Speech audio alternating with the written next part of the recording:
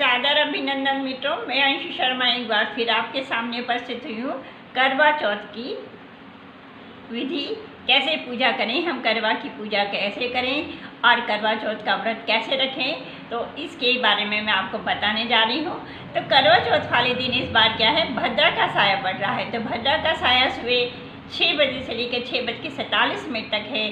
तो जो भी महिलाएं सरगी लेती हैं, उन सरगी को उनको 6 बजे से पहले सरगी नहा धो करके 4-5 बजे अपने उठे, नहा धो करके और पूजा करके और क्या बोलते कि अपना सरगी ले लें, पूजा सरगी ले लें। इसके बाद 6:47 खाली 21 या 22 मिनट का ये भद्रा का साया रहेगा। तो इस बीच में आपको फिर कोई और सरगी नहीं लेना है या और कोई पूजा से संबंधित कोई काम नहीं करना है। तो बाकी और जो भी है वो आप कर सकते हैं। तो अखंड सौभाग्यवती के लिए करवा चौथ का व्रत किया जाता है। आप सभी को, सभी महिलाओं को करवा चौथ की बहुत बहुत शुभकामनाएं। आप अखंड सौभाग्यवती रहें और आपका सुहाग हमेशा अमर रहे, ऐसा मैं आप सभी लोगों को करवा चौथ की बधाई देती हूँ।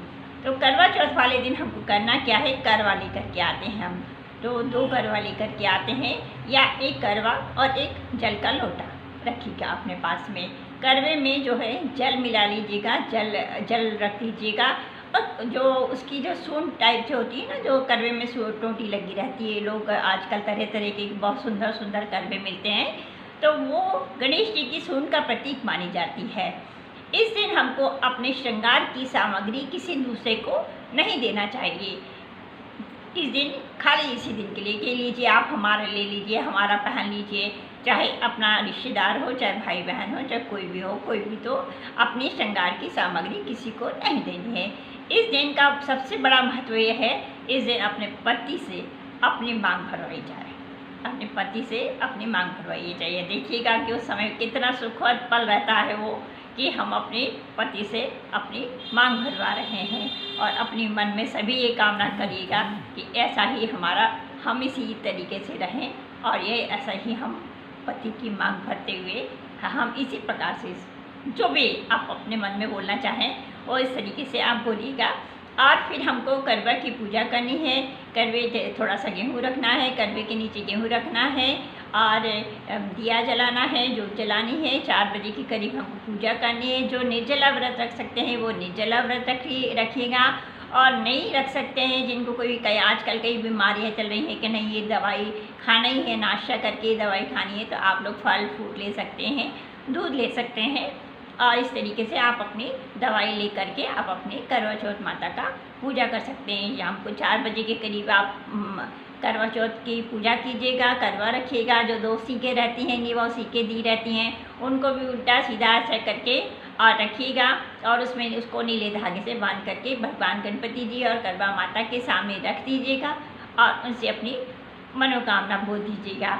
और करवा चौथ की कहानी विधि विधान से सुन करके, माता की पूजा करके और जो भी करवा माता की पूजा करके, और फिर आप लोग अपने घर में खाना वाना बनाइएगा कि शाम को हमको जब चंद्रमा निकलेगा तो चंद्रमा को हमको अर्घ देना है। इससे पहले आपको जब पूजा कर रहे होंगे तो आपको हल्दी की साबुत गांठें, 5 साबुत गांठें गणपति जी को चढ़ा देना है, अपनी मनोकामना बोलते हुए कि ये हमारी ये मनोकामना है वे पूरी हो। अवश्य गणपति जी और करवा माता आपकी इच्छा को, मनोकामना को पूरा करेंगे। आप करना क्या है, दूबा होती है, दूबा गणपति जी को बहुत प्रिय है, तो आपको दूबा और गुड़ इसको लेकर के आपको 21 गोलियां बनानी हैं मिक्स करके, और वो गणपति जी को पान के पत्ते के ऊपर रख करके चढ़ा देना है।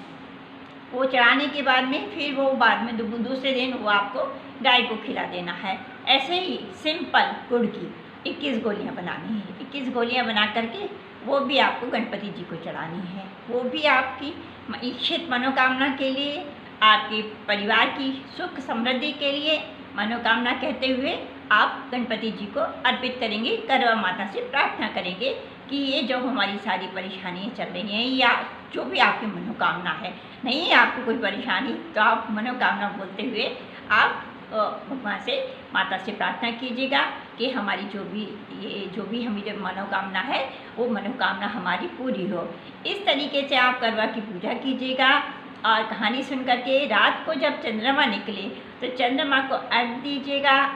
उसमें कच्चा दूध डाल करके चंद्रमा को अर्घ दीजिएगा और छन्नी से अपने चंद्रमा को देखते हुए अपने पति की फ़ोटो या अपने पति को देखते हुए और जल दीजिएगा चंद्रमा को। और चंद्रमा की आरती करने के बाद में फिर पति के हाथ से हम लोग जल पीते हैं और इसके बाद हम लोग नीचे आकर के सपरिवार खाना खाते हैं, भोजन ग्रहण करते हैं।